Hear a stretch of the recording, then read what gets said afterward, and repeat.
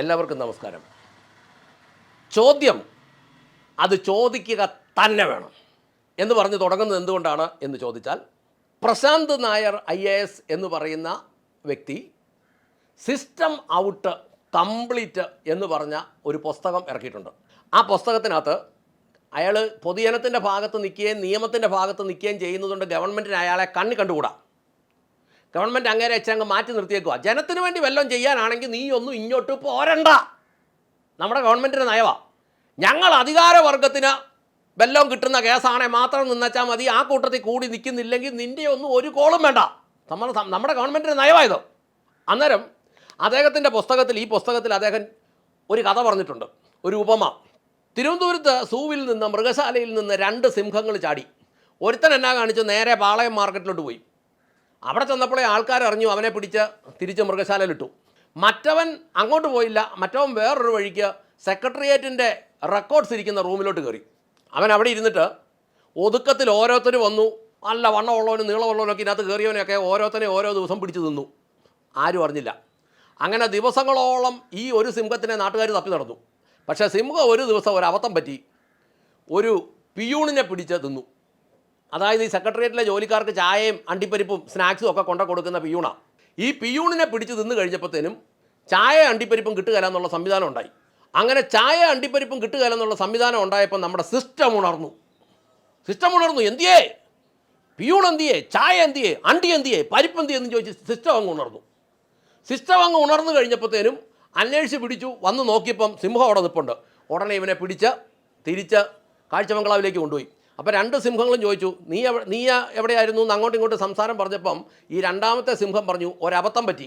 ഒരു കാരണവശാലുമായ പിയൂണിനെ പിടിക്കാതിരിക്കുകയായിരുന്നെങ്കിൽ എനിക്ക് എത്ര കാലം വേണേലും അവിടെ നിൽക്കാമായിരുന്നു. അപ്പോൾ ആ പിയൂണിനെ പിടിച്ചപ്പോൾ ഇവരുടെ അണ്ടിപ്പരിപ്പിനകത്ത് പ്രശ്നം വന്നപ്പോഴാണ് എന്നെ പിടിച്ചത് എന്ന് സിംഹം പറഞ്ഞെങ്കിൽ ഇതിൻ്റെ ഗുണപാഠം അദ്ദേഹം തന്നെ എഴുതി വച്ചിട്ടുണ്ട്. സിസ്റ്റം എന്ന് പറയുന്നത് അവരുടെ അണ്ടിപ്പരിപ്പിനും ചായയ്ക്കും സംവിധാനത്തിനും എന്തെങ്കിലും കുഴപ്പമുണ്ടാകുമ്പോൾ മാത്രം ഉണരുന്ന ഒരു സാധനമാണ്. അല്ലാതെ പൊതുജനത്തിൻ്റെ ഭയലൊന്നും കണ്ട സിസ്റ്റം ഉണരുകയില്ല.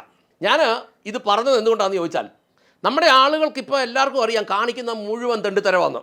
ഉദ്യോഗസ്ഥന്മാരും അധികാരവർഗവും കാണിക്കുന്ന മുഴുവൻ തെണ്ടിത്തരമെന്ന് നമ്മുടെ ആളുകൾക്കറിയാം. നമ്മുടെ ആളുകൾ എന്നാ കാണിക്കും, സോഷ്യൽ മീഡിയയിൽ തെറി തന്നെ എഴുതി വെക്കും. ഇങ്ങനെ തോണ്ടിയിട്ട് തെറി എഴുതി വെക്കും. വീട്ടിൽ കയറി കഥ കടത്തി വെച്ചിട്ട് തുണി പൊക്കി കാണിക്കും. ഇതുകൊണ്ടൊന്നും അധികാരവർഗം അനങ്ങുകയില്ല. അധികാരവർഗം അനങ്ങണമെങ്കിൽ അധികാരവർഗത്തോട് സംസാരിക്കേണ്ട ഭാഷ നമ്മൾ സംസാരിക്കണം. ആ ഭാഷയാണ് 2005 വിവരാവകാശ നിയമപ്രകാരമുള്ള സംസാരം.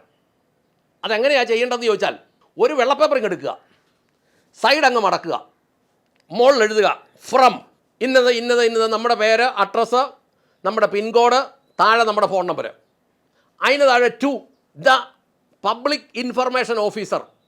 എല്ലാ ഓഫീസിലും അങ്ങനത്തെ ഉത്തരവാദിത്തമുള്ള ഒരുത്തനാണ്. അത് ആരാണെന്നൊന്നും നമ്മൾ അറിയേണ്ട കാര്യമില്ല. പഞ്ചായത്താണ് ഇന്ന ഗ്രാമപഞ്ചായത്ത് ഇന്ന സ്ഥലം.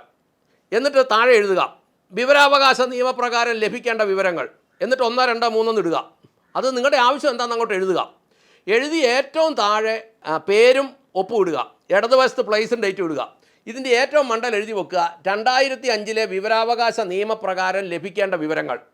എന്നിട്ട് 10 രൂപയുടെ ഒരു കോട്ട് സ്റ്റാമ്പ് ഒട്ടിക്കുക. എന്നിട്ട് ഇതിനെ ഒരു 3 4 ആയിട്ട് മടക്കുക. ഒരു നല്ല കവറിനകത്ത് കയറ്റി ഇടുക. കവർ അങ്ങോട്ട് കയറ്റി അടക്കി ഒട്ടിക്കുക. എന്നിട്ട് ഇതിൻ്റെ മണ്ട സ്പീഡ് പോസ്റ്റ് എന്നൊന്ന് എഴുതുക. ഇടതുവശത്ത് നമ്മുടെ പേരും അഡ്രസ്സും ഫോൺ നമ്പരും വെക്കുക. വലതുവശത്ത് ഇത് കിട്ടേണ്ട ഓഫീസറുടെ ഫോൺ നമ്പരും പേരും എല്ലാം വെക്കുക. അതിന് പ്രത്യേകിച്ച് ഓഫീസറെ അന്വേഷിക്കുകയൊന്നും വേണ്ട. ഇപ്പോൾ ഉദാഹരണത്തിന് പാലാ മുനിസിപ്പാലിറ്റി ആണെങ്കിൽ ഇതാ information officer Pala municipality Pala എന്നങ്ങ് വെച്ചാൽ ഇത് ഇവന്മാരുടെ കൈ കിട്ടും. അപ്പോൾ ഇതിനകത്തൊരു പ്രശ്നം ഞങ്ങൾ ഈയിടെ മനസ്സിലാക്കിയത്, ഞങ്ങൾ ഈയിടെ നിരന്തരം വിവരാവകാശങ്ങൾ വെച്ചുകൊണ്ടാണ് വീഡിയോകൾ ചെയ്യുന്നത്. വിവരാവകാശങ്ങൾ ചെന്ന് കഴിയുമ്പം ഈ വിവരാവകാശ വിവരങ്ങൾ തരേണ്ട ഇൻഫർമേഷൻ ഓഫീസർമാരെന്ന് പറയുന്നവന്മാർ 90% കുഴിപ്പളവന്മാരാണ്. ഇവന്മാർ ഒരു കാരണവശാലും ഈ രേഖ തരികയില്ല. ഇവന്മാരുടനെ എന്നാ കാണിക്കുന്നറിയോ, അവന്മാർ ഉടനെ തന്നെ കമ്പ്യൂട്ടറിൽ ടൈപ്പ് ചെയ്യും, താങ്കൾ പറഞ്ഞ വിവരാവകാശ രേഖ തരേണ്ടതിന് താങ്കൾ ചെക്ക് DD അല്ലെങ്കിൽ ചെല്ലാൻ അല്ലെങ്കിൽ പോസ്റ്റൽ ഓർഡർ 10 രൂപയുടെ എടുത്ത് ഞങ്ങൾക്ക് അയക്കൂ എന്നും പറഞ്ഞ് ടൈപ്പ് ചെയ്യും. ടൈപ്പ് ചെയ്യുമ്പോൾ നിങ്ങൾക്കറിയാവോ, സാധാരണ സാറുമാർ ഓഫീസിൽ വരുന്ന 10:30 ആകുമ്പോഴാണ്. 10:30 വന്ന് ചായ കൂടി കഴിയുമ്പോൾ 11 ആവും. പിന്നെ 11 മുതൽ 12:45 വരെ 1.25 മണിക്കൂർ പണിയും. 12:45 ആകുമ്പോൾ ഇവന്മാർ ഉണ്ണാൻ പോകും. ഊണും വിശ്രമം എല്ലാം കഴിഞ്ഞ് വരുമ്പോൾ 2:30 ആവും.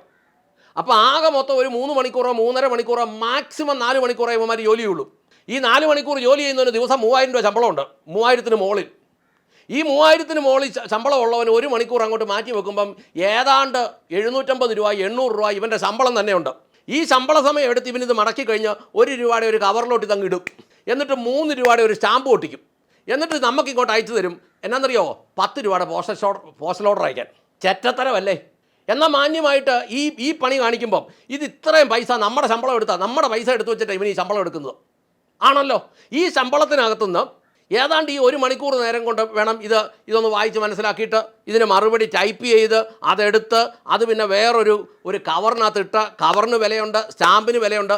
ഇതെല്ലാം കൂടെ കൂട്ടി 1000 രൂപ നമ്മുടെ കാശെടുത്ത് ഉണ്ടാക്കിയിട്ട് 10 രൂപ അയച്ചു കൊടുക്കാൻ പറയും. എന്തൊരു ജനാധിപത്യമായത്! ഇതെന്തിനാണെന്നറിയാവോ? ഈ 10 രൂപ കിട്ടണമെങ്കിൽ നമ്മളിത് കിട്ടിക്കഴിഞ്ഞാൽ ഒരുമാതിരിപ്പെട്ട പോസ്റ്റ് ഓഫീസിലൊന്നും പോസ്റ്റൽ ഓർഡർ ഇപ്പോൾ കിട്ടാനില്ല. ഇനി ഇത് കൂട്ട് കുറേ ഓഞ്ഞ ഉദ്യോഗസ്ഥന്മാരിരിക്കുന്ന ട്രഷറി ചെന്ന സമയത്ത് ചെല്ലാൻ കിട്ടുമോ? കിട്ടുകയില്ല. ഇനി സ്റ്റേറ്റ് ബാങ്കിലെങ്ങാനും പോയി ഡ്രാഫ്റ്റ് എടുക്കേണ്ടി വന്നാലോ? അത് പിന്നെ സമയമാവും. അപ്പം അവനറിയാം ഇതിങ്ങനെ ഇങ്ങോട്ട് വിട്ട് കഴിഞ്ഞാൽ ഇതുമായിട്ട് ഈ വരുന്ന വിവരാവകാശ പ്രവർത്തകൻ എവിടെയെങ്കിലും കയറി ഇറങ്ങിക്കോളും. അങ്ങനെ കയറി ഇറങ്ങി അലഞ്ഞ് തിരിഞ്ഞ് ഇത് കിട്ടണമെങ്കിൽ പിന്നെ ഒരു 10 ദിവസം പിടിക്കും. അതിങ്ങോട്ട് വന്നു കഴിഞ്ഞാൽ വീണ്ടും ഒരു 30 ദിവസം താമസിപ്പിക്കാം. എന്താണ് ജനാധിപത്യം? ഏതവസ്ഥയിലോട്ടാണ് ഇത് പോകുന്നത്? അപ്പോൾ അതുകൊണ്ട് പിന്നെ അത് കഴിഞ്ഞിട്ടാണ് ഇവൻ ഇങ്ങോട്ട് വിവരം തരുന്നത്. ഞാൻ ഈ കഴിഞ്ഞ ദിവസങ്ങളിലൊക്കെ പല വിവരാവകാശങ്ങളും ചോദിക്കുമ്പോൾ അവർ ഇന്ന കാര്യം അയച്ചിട്ടുണ്ടെന്നും പറഞ്ഞ് ഒരു പേപ്പറിൽ ഒപ്പിട്ടിട്ടുണ്ട്. പക്ഷേ സാധനം നമുക്ക് കിട്ടിയിട്ടില്ല. വിളവാ. കാരണം ഉദ്യോഗസ്ഥന്മാർക്ക് ധാരാളം കാര്യങ്ങൾ ഒളിക്കാനുണ്ട് എന്ന് പറഞ്ഞാൽ ഇവന്മാർക്ക് ഇത് ഒളിക്കാനേ ഉള്ളൂ. അത് കൂട്ട് വൃത്തികേടുകളാണ് ഇവന്മാരിനകത്ത് കാണിച്ചു വെച്ചിരിക്കുന്നത്. അപ്പോൾ അതുകൊണ്ട് നിങ്ങൾ മനസ്സിലാക്കണം, ഈ തെറിയും കമൻ്റ് എഴുത്തും തുണിമുക്കി കാണിക്കാൻ പരക്കാത്ത കയറിയിട്ടുള്ള പരിപാടിയൊക്കെ നിർത്തിയിട്ട് നിങ്ങൾ ചോദ്യങ്ങൾ ചോദിക്കണം അധികാരികളോട്. എന്ന് പറഞ്ഞാൽ നിങ്ങളെയും നിങ്ങളുടെ നാടിനെയും സംബന്ധിച്ച വിവരങ്ങൾ പുറത്തു കൊണ്ടുവരാൻ ഒരു ഉത്തമ പൗരൻ എന്ന രീതിയിൽ വിവരാവകാശത്തെ ഓരോ പൗരനും ഉപയോഗിക്കണം. വളരെ സിമ്പിളായി ചെയ്യാൻ. ഈ സമൂഹത്തിലെ ഓരോ വ്യക്തിയുടെയും ഉത്തരവാദിത്വം ഇത്. 10 ചോദ്യങ്ങൾ ചോദിക്കേണ്ട പോലെ ചോദിച്ചാൽ ഒരു സ്ഥാപനത്തെ നമുക്ക് വൃത്തിയാക്കാൻ പറ്റും. ഒരു ആശുപത്രിയെ വേണേൽ വൃത്തിയാക്കാൻ പറ്റും. 1000 ചോദ്യങ്ങൾ ചോദിക്കേണ്ട പോലെ ജനങ്ങൾ ചോദിക്കാൻ തുടങ്ങിയാൽ ഒരു നഗരത്തെ നേരെയാക്കാൻ പറ്റും. 1,00,000 ചോദ്യങ്ങൾ ചോദിക്കേണ്ട പോലെ ചോദിച്ചാൽ ഒരു സംസ്ഥാനം റെഡിയാകുക തന്നെ ചെയ്യും. കേരളത്തിലെ ഉത്തമ ബോധ്യമുള്ള, കേരളം നന്നാകണമെന്ന് ഉത്തമ ബോധ്യമുള്ള ഓരോ പൗരന്മാരോടും പറയുക, ചോദ്യങ്ങൾ അത് ചോദിക്കുക തന്നെ വേണം. ഒരുത്തനെയും ഭയപ്പെടണ്ട. എൻ്റെ പേര് വെളി വരും, നിങ്ങളുടെ പേര് വെളി വരും, ഇവന്മാർ തിരിച്ചടിക്കും. ഒന്നും ചോദിക്കരുത്. ചോദ്യങ്ങൾ ഉണ്ടാവട്ടെ. 1, 2 അല്ല, ലക്ഷക്കണക്കിന് ചോദ്യങ്ങൾ ഓഫീസർമാരുടെ അടുത്തോട്ട് ചെല്ലട്ടെ. അങ്ങനെ ചെല്ലുമ്പം ഇവന്മാർക്ക് മനസ്സിലാകും ഈ ജനത്തിന് ബോധമുണ്ടായി, ഇനി കിമ്മിൻ്റെ ഭരണം കേരളത്തിൽ നടപ്പാകുകയല്ല. നിങ്ങളൊന്ന് ആലോചിച്ച് നോക്ക്. ഈ കിമ്മിൻ്റെ ഭരണമല്ലേ ഇവിടെ നടക്കുന്നത്? മിണ്ടാൻ പറ്റുമോ? ചോദിക്കാൻ പറ്റുമോ? ചോദിച്ചാൽ വിവരമുണ്ടോ? കുഞ്ഞു തുകയൊന്നുമല്ല കഴിഞ്ഞ 10 കൊല്ലം കൊണ്ട് അധികാരവർഗം കൈകാര്യം ചെയ്തിരിക്കുന്നത്. അതിനെക്കുറിച്ച് ചോദിച്ചാൽ അവന്മാർ പറയല. കേന്ദ്ര ഗവൺമെൻറ് ചോദിച്ചിട്ട് പോലും കണക്കില്ല. അങ്ങനെയെങ്കിൽ ഓരോ പൗരനോടും, ഈ നാട് നന്നാകണമെന്ന് ആഗ്രഹിക്കുന്ന ഓരോ പൗരനോടും, നിങ്ങളൊരു ഉത്തമ പൗരനാണെങ്കിൽ ഈ വിവരാവകാശ നിയമപ്രകാരം ചോദ്യങ്ങൾ ചോദിക്കാൻ ഒരിക്കൽ കൂടെ കർശനമായി നിങ്ങളെ പ്രബോധിപ്പിക്കുക ചെയ്യുന്നത്. നിങ്ങളത് ചെയ്യണം, ചോദിക്കണം, നന്നാക്കണം. ചിലത് കേസിന് പോകേണ്ടി വരും.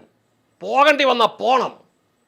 ഒരാൾ തുനിഞ്ഞിറങ്ങിയാൽ, 10 പേര് തുനിഞ്ഞിറങ്ങിയാൽ, 100 പേരിലേക്കായാൽ, അതൊരു മൂവ്മെൻ്റ് ആയാൽ നമ്മുടെ നാട് നന്നാവും. 50 വയസ്സിന് മുകളിലുള്ളവർ നന്നായിട്ട് ഇനി ഒരു നല്ല കാലം കാണുമെന്ന് ഞാൻ വിചാരിക്കുന്നില്ല. പക്ഷേ നമ്മുടെ കുഞ്ഞുങ്ങൾക്ക് ഇവിടെ ജീവിക്കണം. എൻ്റെ നിങ്ങളുടെ മക്കൾക്കും കൊച്ചുമക്കൾക്കും ഈ നാട്ടിൽ ജീവിക്കണം.